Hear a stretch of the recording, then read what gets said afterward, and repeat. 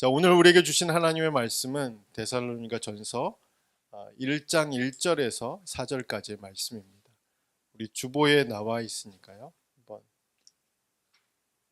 같이 한번 읽어보겠습니다. 같이 읽겠습니다. 바울과 실로아노와 디모데는 하나님 아버지와 주 예수 그리스도 안에 있는 데살로니가인의 교회에 편지하노니 은혜와 평강이 너희에게 있을지어다. 우리가 너희 모두를 말미암아 항상 하나님께 감사하며 기도할 때 너희를 기억하면 너희 믿음의 역사와 사랑의 수고와 우리 주 예수 그리스도에 대한 소망의 인내를 우리 하나님 아버지 앞에서 끊임없이 기억함이니 하나님의 사랑하심을 받은 형제들아 너희를 택하심을 아노라. 아멘.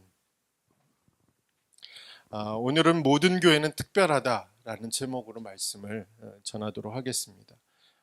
좀 전에 광고에서 말씀드렸던 것처럼 9월과 10월은 데살로니가 전후서의 말씀을 전하고자 합니다. 데살로니가 전후서는 짧은 서신입니다. 그런데 그리스도인들이 알아야 할 중요한 교리들이 이 서신 속에 기록되어 있습니다. 특히 데살로니가 교회처럼 신생교회라든지 데살로니가 교인들처럼 신앙생활을 시작한 지 얼마 되지 않은 성도들에게 교회와 신앙생활의 전반적인 내용을 알려주는 서신으로 매우 중요한 가르침들이 이 서신 안에 기록되어 있습니다. 물론 오랫동안 복음 안에서 신앙생활을 해온 그리스도인들에게도 큰 유익을 주는 서신입니다. 즉 교회 생활을 어떻게 해야 하는지, 또 우리는 어떤 믿음과 소망을 가지고 있는지, 그리고 복음을 어떻게 전해야 하는지, 그리고 복음을 듣고 교회로 들어온 신자들을 어떻게 돌보고 양육해야 하는지를 자세하게 설명하고 있는 것이 바로 데살로니가 전후서 이 서신입니다. 그래서 우리의 신앙관을 바로 세울 수 있을 뿐만 아니라 그리스도인으로서 어떤 실천적인 그런 신앙의 모습들을 건강하게 세울 수 있는 본문이 바로 이 서신 안에 담겨져 있습니다. 그래서 데살로니가 서신을 통해서 하나님이 우리 교회에게 또 우리 각 개인에게 어떻게 말씀으로 인도해 가시는지, 또 어떤 말씀을 통해서 우리에게 도전을 주시고 또 은혜를 주시는지, 또 어떤 말씀으로 우리로 하여금 다시 그리스도인의 사명으로 다시 우리를 세우시고 우리를 굳게 서게 하시는지를 발견하는 그런 시간들이 되었으면 좋겠습니다. 자, 먼저 데살로니가 이제 교회의 설립 배경에 대해서 먼저 설명을 드리고 본론으로 넘어가도록 하겠습니다. 데살로니가 교회는 바울이 전한 복음을 듣고 설립된 교회입니다. 그 설립 배경을 보면 우리가 사도행전 17장에 기록되어 있는데 바울은 선교 여행 중에 환상을 보게 되죠. 2차 선교 여행 중에 사실은 바울과 그 일행은 아시아에 가서 복음을 전하고자 했습니다. 그런데 성령께서 그 길을 모두 막으셨어요. 그러던 중에 바울이 환상을 보게 되죠.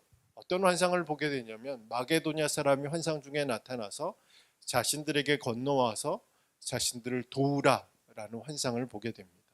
바울과 그 일행은 그 환상이 하나님이 아시아로 가는 것보다는 마게도냐로 가는 것이 우리를 부르시는 그 부르심이라고 확인하게 되고 그래서 마게도냐로 향하게 됩니다. 마게도냐로 향하고 도착한 가장 첫 번째 성이 어디였죠? 빌립보였습니다. 그래서 빌립보에서 말씀을 전하게 되고 그 다음으로 도착한 곳이 데살로니가입니다. 데살로니가는 빌립보와 다르게 빌립보에는 회당이 없었어요. 그러나 데살로니가에서는 회당이 있었습니다. 유대인들이 세운 회당들이 있어서 거기서 안식일마다 가서 복음을 전했습니다. 회당에서 복음을 전하자 많은 유대인들과 많은 사람들이 바울이 전한 복음을 믿게 되었습니다. 근데 회당의 다수를 차지하고 있는 유대인들이 바울의 복음에 반박하기 시작했죠. 그리고 바울과 그리스도인들을 핍박하기 시작했습니다. 그리고 나서 어떻게 했죠? 로마 법정에 제소하게 되었습니다. 그러자 군인들이 와서 바울과 그 일행들을 붙잡아 감옥에 가뒀죠. 그러나 바울과 그 일행 중에 몇몇은 간신히 그 감옥을 탈출해서 베레아로 건너가게 됩니다. 베레아로 건너간 다음에 바울은 걱정이 되었어요. 자신이 3달 동안 머물면서 복음을 전했던 데살로니가 교회 성도들의 상황이 어떤지를 궁금했습니다. 그래서 여러 번 데살로니가로 가고자 했지만 유대인들이 동원한 로마 군인들에 의해서 바울이 갈 수 있는 길이 막혔습니다. 그래서 바울은 자신 대신에 누구를 보냈냐면 디모데를 보냅니다. 그래서 디모데가 데살로니가로 가서 데살로니가 교회의 상황을 바울에게 전해줍니다. 그들이 믿음 가운데 어떻게 서 있는지, 그리고 바울에 대해서는 어떻게 생각하고 있는지 좋은 소식을 디모데가 바울에게 전하죠. 바울은 너무나 기뻐서 그들의 믿음이 굳게 선 것을 보고 기뻐하면서 그들이 그리스도인답게 살아가는 방법, 그리고 그들의 교회가 어떻게 세워져야 하는지를 다시 한번 기록하고 있는 것이 바로 데살로니가 전후서입니다. 이제 본문으로 넘어가서 1장 1절에서 4절까지 저희들의 본문의 내용인데, 1장 1절에서 4절까지의 말씀은 사실은 바울의 마음이 담겨져 있어요. 어떤 마음이 담겨져 있냐면 미안한 마음, 그러면서도 신기한 마음이 담겨져 있어요. 왜냐하면 바울이 전한 복음을 듣고 바울은 어떻게 그 자리를 피했어요. 핍박이 일어났을 때. 근데 복음을 들었던 데살로니가 사람들은 그 핍박을 고스란히 받았습니다. 그럼에도 믿음을 지켰고, 그럼에도 교회가 교회로 성장할 수 있는 그런 은혜가 임하게 되었습니다. 그래서 그 미안한 마음이 담겨져 있으면서도 신기한 마음, 그리고 교회가 어떤 존재인지에 대해서 그들에게 가르치고 있는 것이 1장 1절에서 4절까지의 말씀입니다.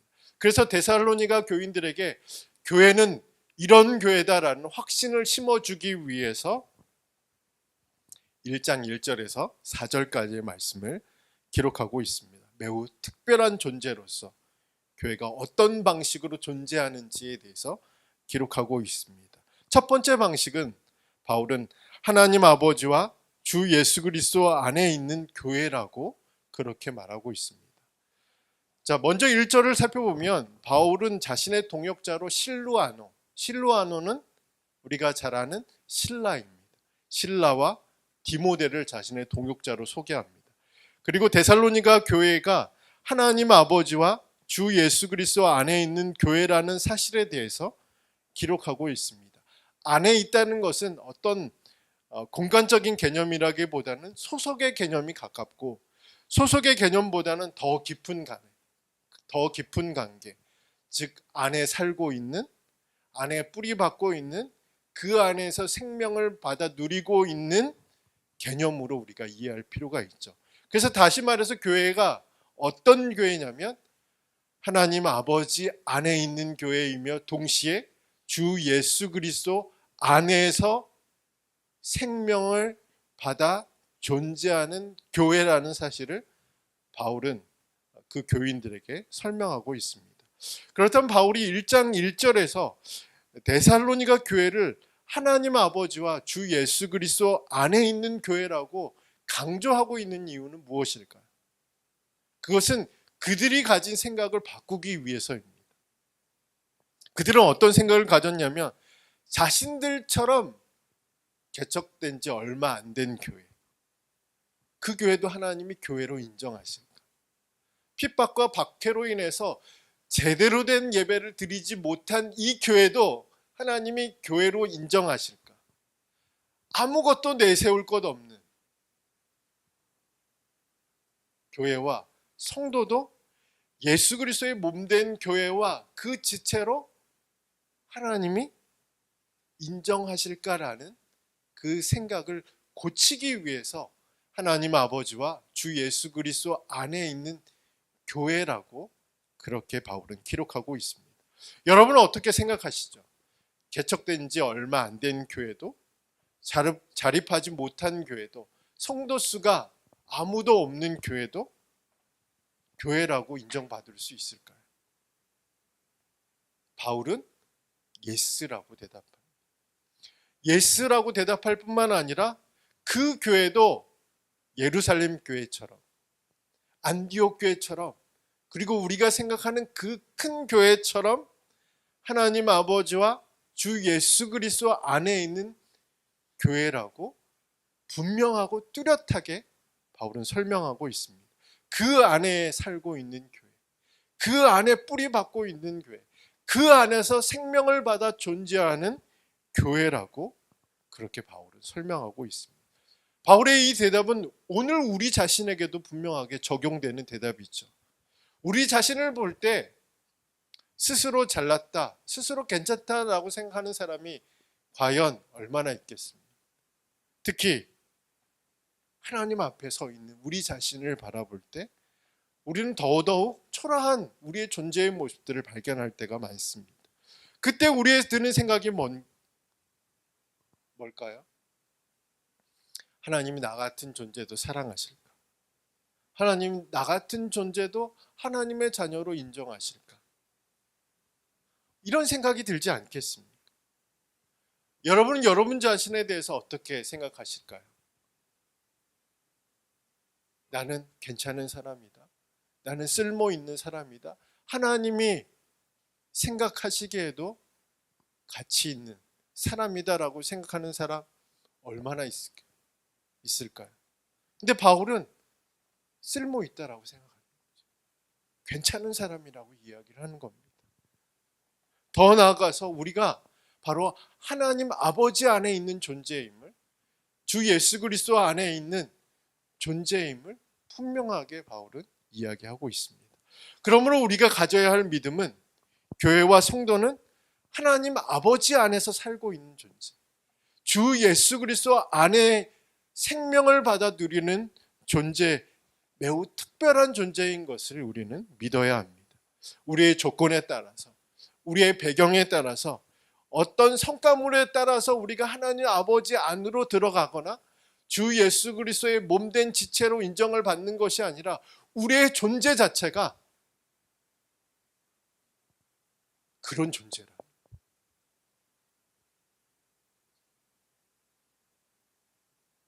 제가 예전에 몇 번 말씀드렸는데 헨리 나우엔의 책을 많이 좋아했었던 적이 있습니다. 지금은 거의 이제 읽지 않았지만 초창기에 제가 그 책을 좋아하게 됐던 이유 중에 하나가 뭐냐면 헨리 나우엔이 바라보는 각 개인의 관점을 되게 좋아했던 것 같아요. 특히 예수님의 그 공생애가 시작하면서 예수님의 이제 침례를 받으실 때 이는 내 사랑하는 이요라는 말씀을 통해서 큰 은혜를 주셨어요. 그러니까 예수님이 사랑받는 존재임을 예수님이 공생애를 하는 도중에 하나님 아버지가 인정한 게 아니라 침례를 받는 그 순간에, 아무것도 하지 않는 그 순간에, 그 존재만으로 하나님 아버지가 예수 그리스도를 사랑하신다는 그 말씀을 통해서 말씀을 풀어가는데 너무 큰 은혜가 된 거예요. 그러니까 우리가 생각하기에는 현대주의적인 생각은 어떤 생각이냐면 내가 뭔가를 잘해야 그 안에 들어갈 수 있다고 생각합니다. 내가 뭔가를 잘해야 어떤 특별한 존재로 인정을 받을 수 있다고 생각하는 거죠. 내가 뭔가 어떤 결과물을 내야 내가 인정받고 성공하는 사람이라고 생각하는 사고가 너무 강렬해서 하나님께로 왔을 때도 동일하게 생각하는 거죠. 하나님께로 왔을 때도 내가 뭔가를 해야 사랑받는 존재라는 것을 알게 되고 깨닫게 되고 인정받게 된다고 생각하는 거죠. 교회 역시 마찬가지입니다. 데살로니가 교회는 신생교회라고 말씀드렸죠. 아무것도 한 게 없는 교회였어요.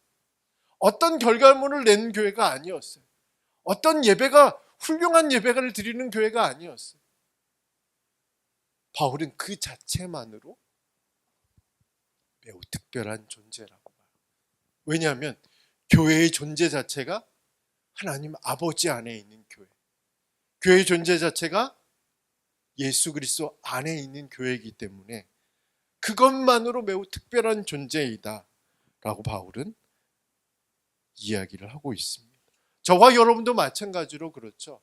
우리가 하나님께 사랑받는 것이 우리가 어떤 행위나 어떤 노력이나 어떤 경건의 모습이 훌륭해서 하나님께 사랑받는 것은 아니잖아요. 우리는 사랑받도록 부름을 받은 존재예요. 바울이 이야기하고 있는 부분이 바로 이 말씀이라는 거죠.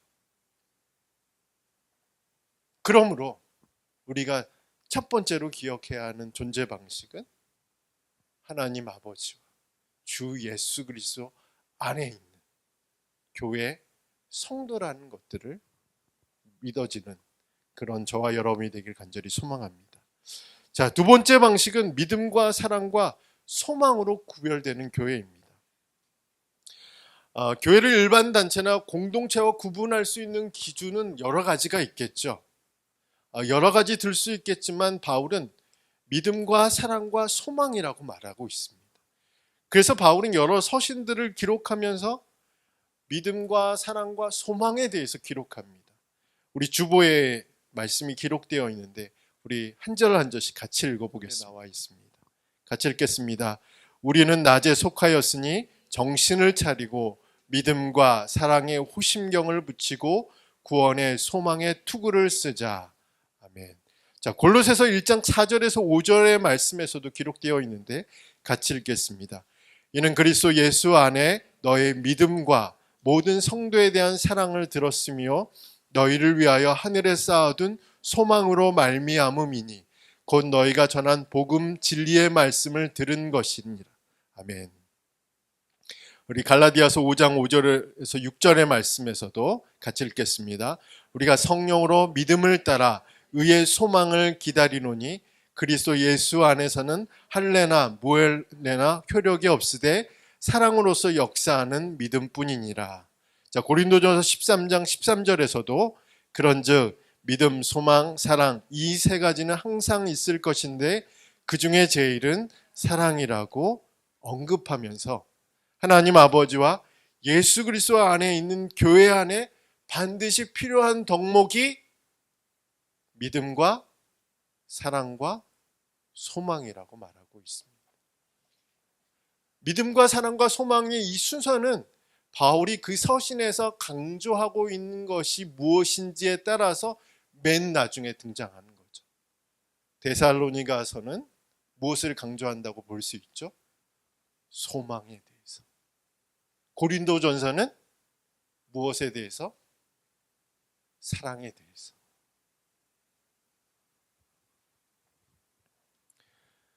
믿음과 소망, 이 사랑이 바로 교회를 교회답게 하는 덕목이라는 거죠.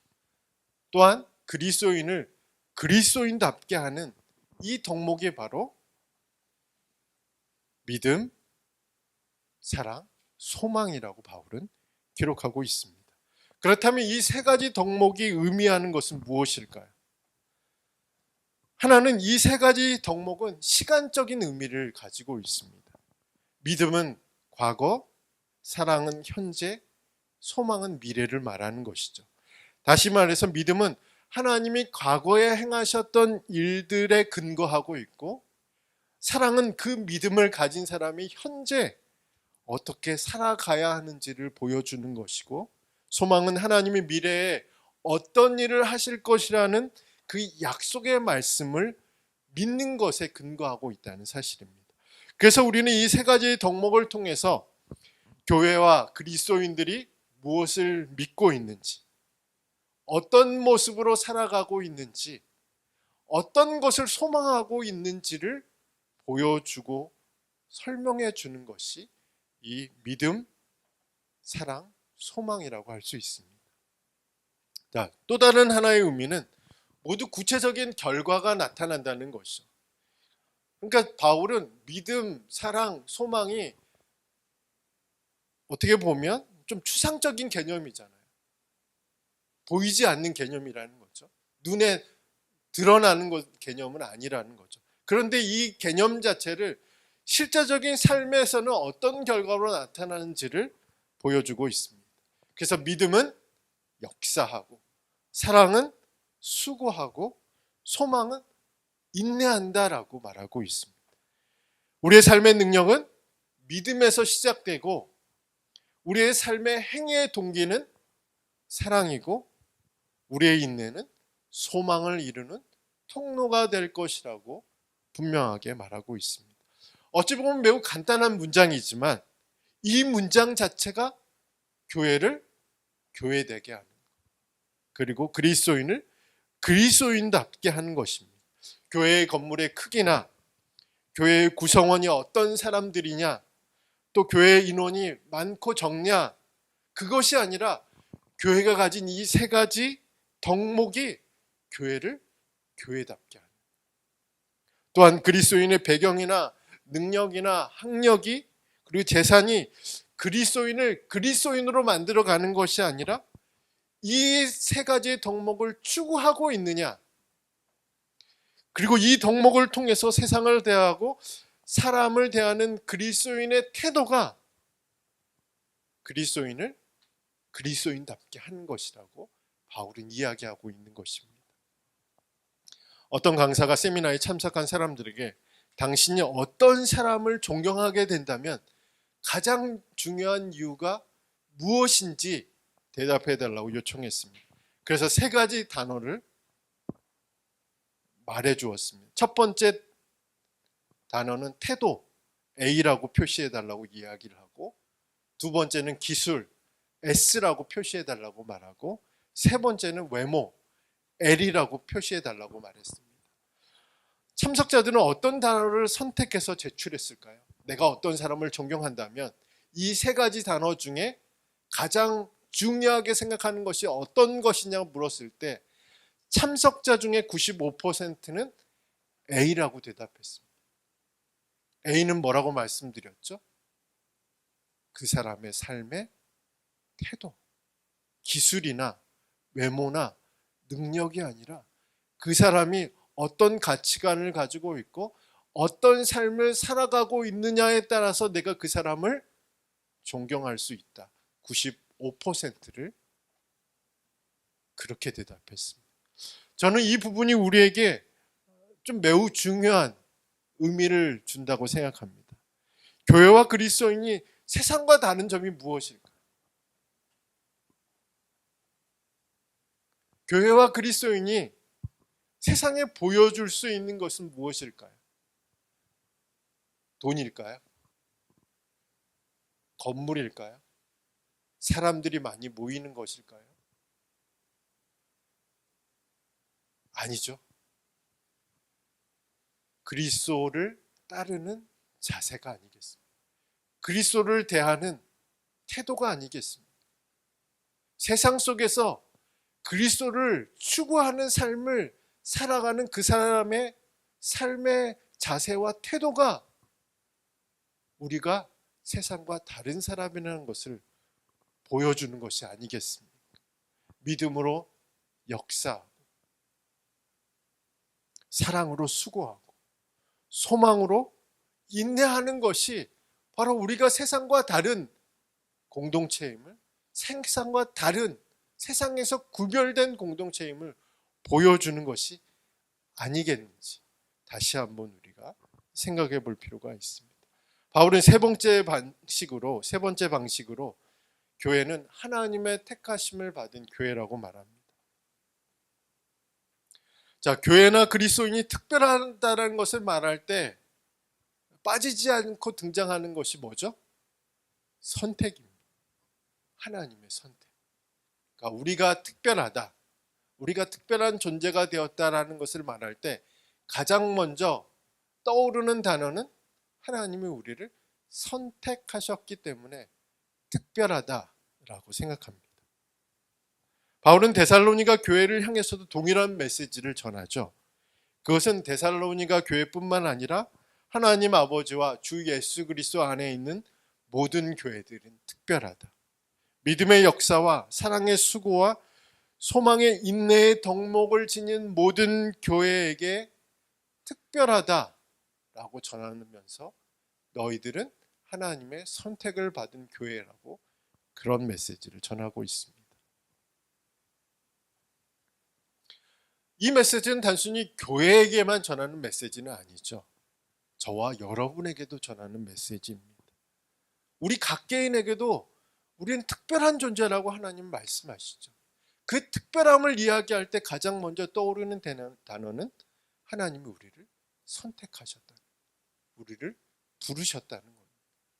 우리를 하나님의 자녀로 선택하셔서 부르셔서 구원하셔서 의롭게 하셨다는 것이 바로 성경이 우리에게 말해주고 있는 메시지입니다.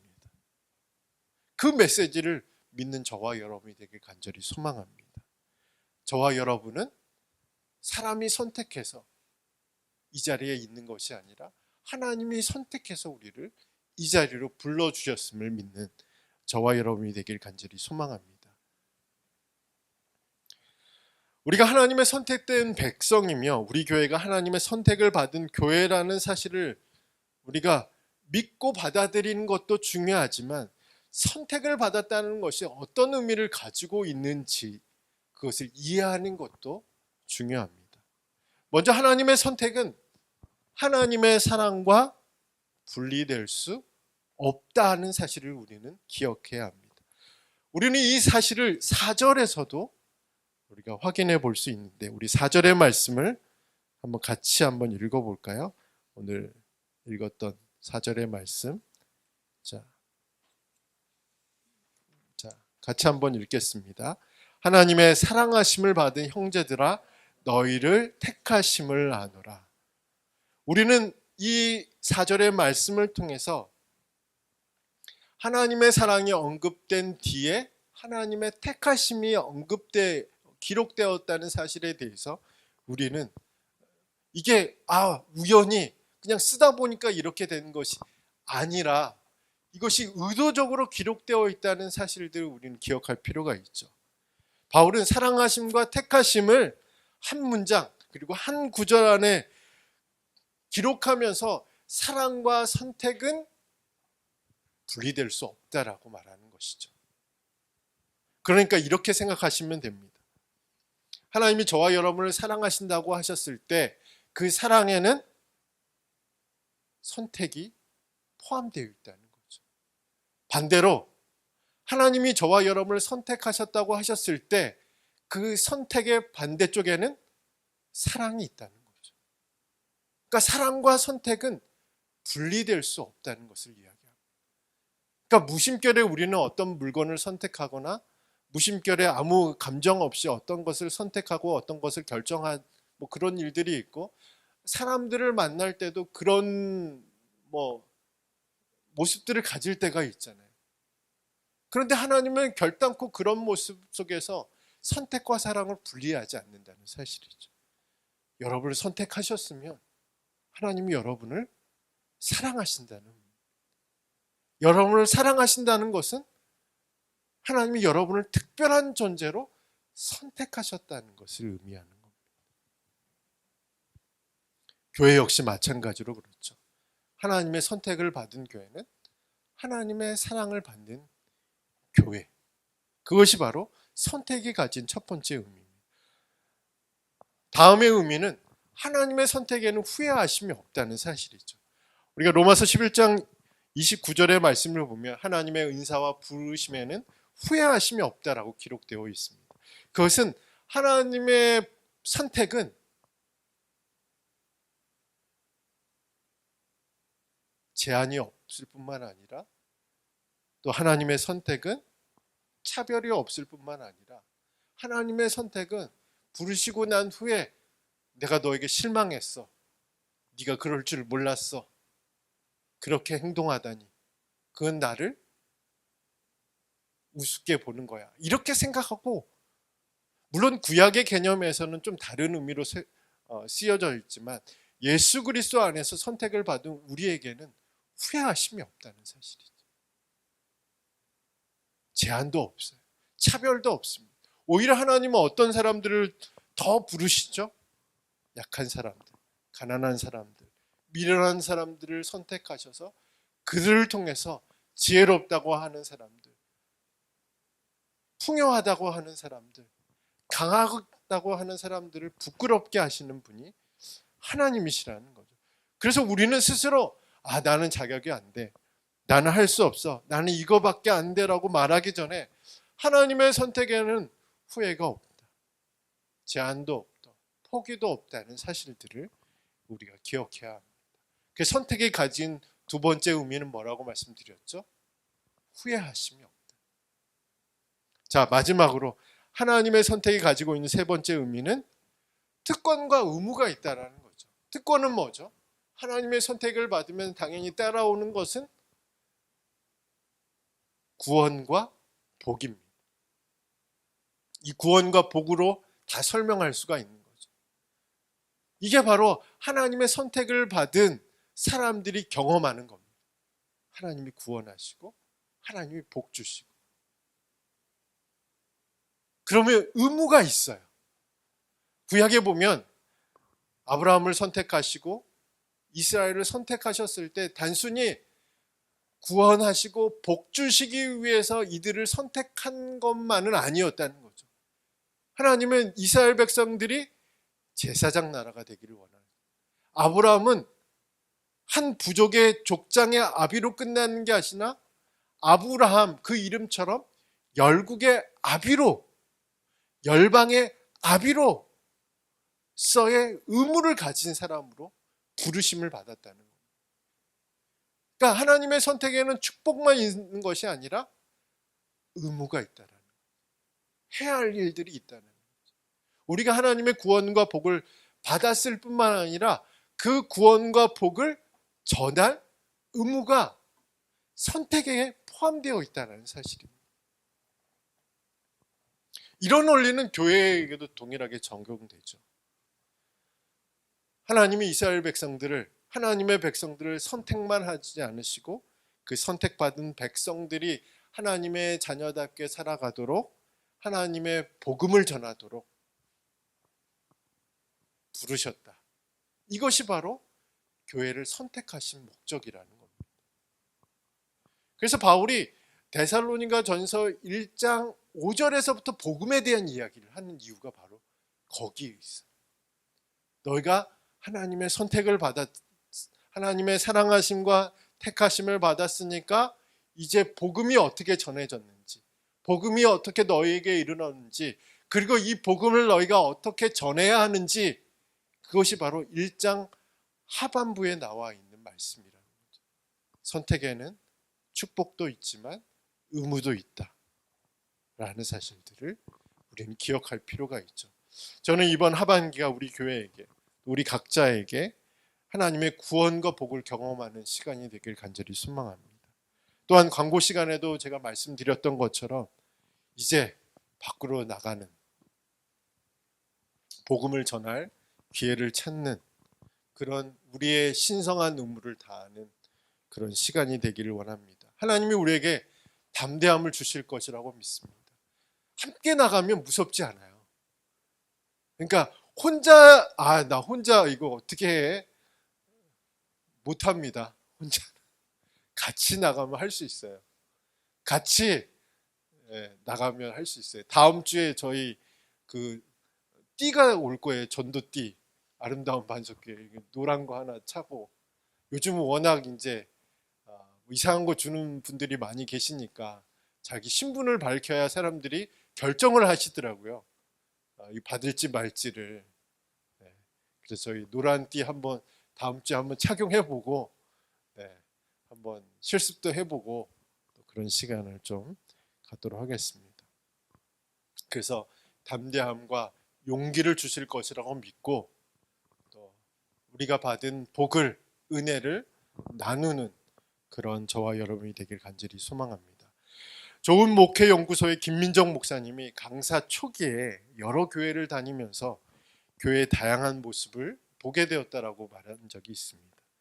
그러면서 속으로 멋진 외관에, 또 훌륭한 음향 시설에, 또 잘 구성된 스태프들에, 또 많은 성도들이 모인 교회에 좋은 평가를 내리기도 하고, 또 어떤 교회에 갔을 때는 보이는 게 너무 바꿀 것이 많은 거예요. 또 불빛도 또 어둡지, 사람들의 얼굴도 그렇게 밝지 않지, 분위기는 좀 이상하지, 시설 너무 낙후되어 있지, 그러니까 이 교회는 너무 바꿀 것이 많네, 좀 변화가 필요하겠다, 그런 생각, 그래서 부정적인 그런 평가를 할 때도 있었다고 합니다.